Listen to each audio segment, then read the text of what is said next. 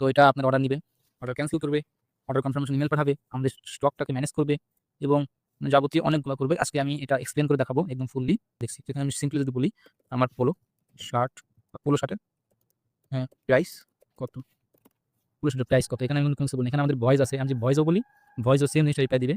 এবং এখানে আমাদের ইমেজ অ্যানালাইজার আছে ওসিআর, সেটা আমাদের ইমেজকে অ্যানালাইজ করবে।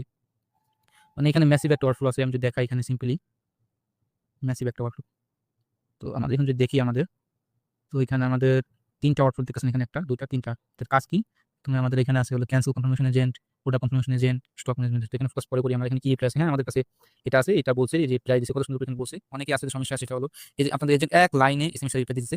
আসলে এটা দেখতে সুন্দর হয় না, করতেও ভালো লাগে না, কাস্টমার কাছে দেখতে ভালো লাগে না। তো আমি এটা কিভাবে করছি, তারপর আমি এখানে দেখুন স্পেশাল ক্যারেক্টার নিয়ে আসছি, পার্সেন্টেজ এবং এই যে ডট এগুলো আর কি, যে স্ল্যাশ এবং এই যে কমা এবং এই যে স্টার, স্পেশাল ক্যারেক্টার কিভাবে আনছে এগুলো আমি, মানে এই যে আপনার মেসেঞ্জারে যে ডকুমেন্টস পড়েন আপনি শুধু এখানে প্লেন টেক্সট আনতে পারবেন, তাছাড়া কোনো কিছু ইমোজি টিমোজি কোনো কিছু আনতে পারবেন না।